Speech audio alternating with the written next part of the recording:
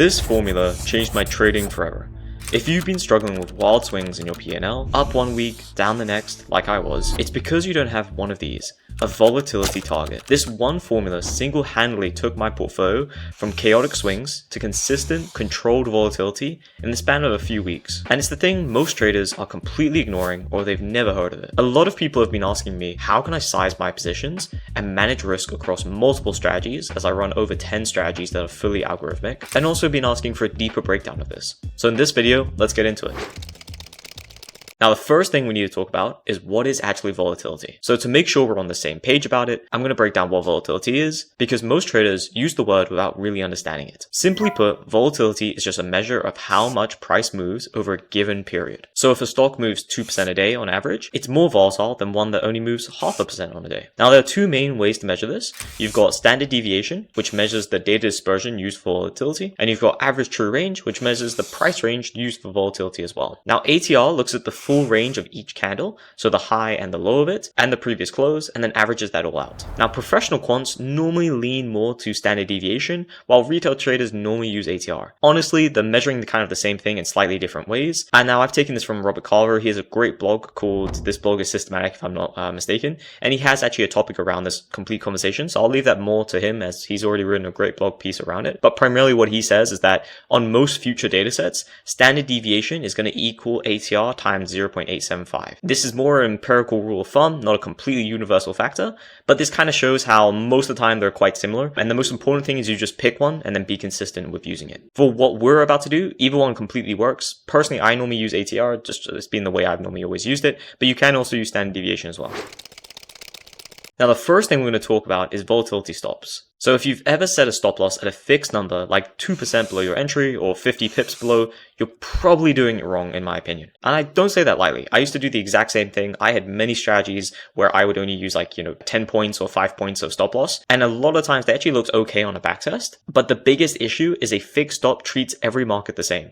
A stock that moves 5% a day is completely different than one that moves 0.5% a day. You can also translate this between markets, right? Like trading bonds comparing to trading NQ is a completely different market. And if you're using the same fixed stop, it's just not going to work very well. This is ideally why we want a volatility-based stop that adapts. When the market is calm, you tighten your stops. When it's volatile, your stop gives it more room to breathe. The most common way to do this, and this is how I normally do it, is just using ATR trailing stops. So you can take the ATR amount on that particular candle of your entry, whether that be a 14 period ATR or whatever you want to use, and then multiply it by some factor. Normally it's about 1.5 to maybe 3 if you're going for a wider stop. And that gives you the distance from your current price to your actual stop level. Now, this is more commonly used in trend following strategies because it lets winners run while still protecting you from trend reversals. But you can use it in other scenarios. Sometimes it does work well in mean reversion strategies. You're just obviously going to have a lot tighter of an ATR, so normally like 1 or maybe 2. But in trend following, you definitely can get up to 3 and maybe even more. Now, we're slowly getting to the juicy part of this video, which is the idea of using this sort of volatility to control your risk on a single trade, but you can actually take that exact concept and apply it to your entire portfolio. So let me get into how you can do that. This is what is traditionally called as volatility targeting. Some also call it inverse volatility, a couple different ways of naming it, but normally if you type in volatility targeting, it's going to discuss this particular topic. And the reason this concept is so important is most traders have a portfolio where the risk is all over the place. One week your portfolio may swing 5%, the next week it barely moves at 1%. And this is because you're not controlling how much risk you're actually taking.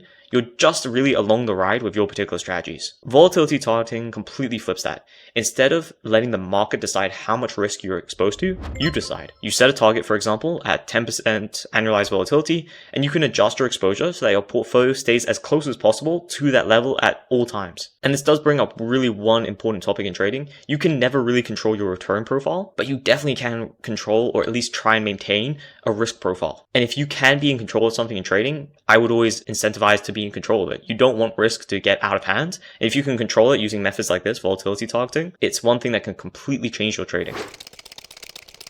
Now let's get into the formula. To be completely frank, the formula might change depending on how complex you're doing. I'm going to break down a very simple method of it, but obviously from there you can improve it. Primarily what it is you have target volatility divided by your current volatility. So for example, if you had a target vol of 10% and your current volatility measured is 20%, you would then halve the portfolio. So you'd only invest 50% of your capital. Whereas if you still have that 10% volatility target, but your current volatility is only at 5%, then you'll actually maybe on take some leverage. You'll be maybe 200% invested. Now, the thing to actually use this formula is you're going to have a way to measure volatility. There's a couple of different ways to do this, but typically you can use the past 20 to 30 days of returns and calculate the standard deviation and then annualize it and do daily standard deviation times root 252. So because 252 trading days. Some people also use exponentially weighted moving averages or EWMA with a decay factor of around 0.94, which just puts more weight on recent days and gives you a smoother transition between volatility regimes. This does actually kind of matter in live trading because ideally you don't want your leverage jumping around erratically. You don't want to be one day, no leveraged at all, and then you would be like 5x leverage the next day. That's not typically what you'd want. A couple important details about this is first, you'll actually want a cap for your leverage. You don't want the formula telling you to go, 5, 10x leveraged because volatility has dropped a lot on that particular day or a couple of days. That's often how a lot of accounts blow up, and when that switches, it can be a very nasty switch on your portfolio. Also, some funds set a minimum floor, so you're never actually fully out of the market, right?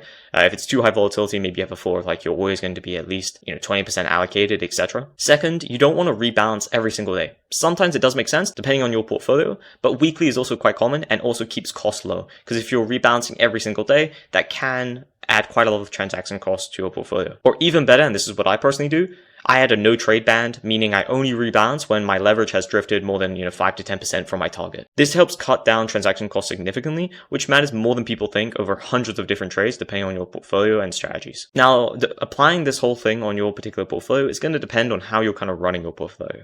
If you're running multiple different algorithms, like per strategy scaling, is going to be the most common starting point for you with volatility targeting. Each strategy then gets its own volatility estimate and its own risk budget. But if your strategies are somewhat correlated, you really should be looking at a portfolio level scaling because the interactions between your strategies matter a lot. And then for a true multi-asset and multi-strategy portfolio, ideally you're using something like a covariance matrix to capture how your assets move together and not just individual volatilities. Now that we've explained how it works, why does it work? Well, it's actually quite a well-documented negative correlation between volatility and returns. It's called the leverage effect. When volatility spikes, markets are usually falling. When volatility is low, markets are usually grinding higher. So what does this formula naturally do for you? It reduces your exposure when markets are crashing and increases it when markets are calm and trending up. Now, you're not trying to predict the future. You're just trying to react to measurable risk. You can actually look up some research papers around this, and normally they show on US equities that it improves Sharpe ratios from around 0.4 to 0.5. Now, obviously, that isn't that big of a jump, but on just one particular technique on a lot of capital, that's quite a big jump for Sharpe ratio. It also comes with reduced tail risk and much smoother drawdowns, which is very important. Now, a big caveat here is this primarily only improves your strategies on quite volatile markets like equities, like crypto, etc. On bonds and things like that, it's not going to improve your portfolio that well, but at least in equities and crypto, which most people are trading, it's definitely going to help. And just one other thing, just because there is a correlation between volatility and returns doesn't mean that all times you're going to have, low volatility when the market's going up. Obviously, there's times where there's huge volatility upwards depending on like news events and things like that, but at least over a long enough time horizon, that's normally the correlation. Now, there are some cons, and I'd be lying if I was saying there's no downsides at all. There are a few things to be aware of, and everything in trading has costs associated with it, so you have to see which ones you're more comfortable with. First, volatility targeting, there is a lag. You're measuring past volatility to make a decision about future exposure. So if the market crashes suddenly from a low vol environment, your formula has probably fully loaded that. You'll probably take the hit first, and then the formula will adjust, and that's just reality. Second, in a choppy, mean reverting market, volatility targeting can whipsaw you quite a lot. Vol spikes, then you scale down, market bounces back, you miss the recovery, then vol drops, etc. It's just think about a choppy market and how that would affect your position sizing. And third, this does add some complexity and transaction costs.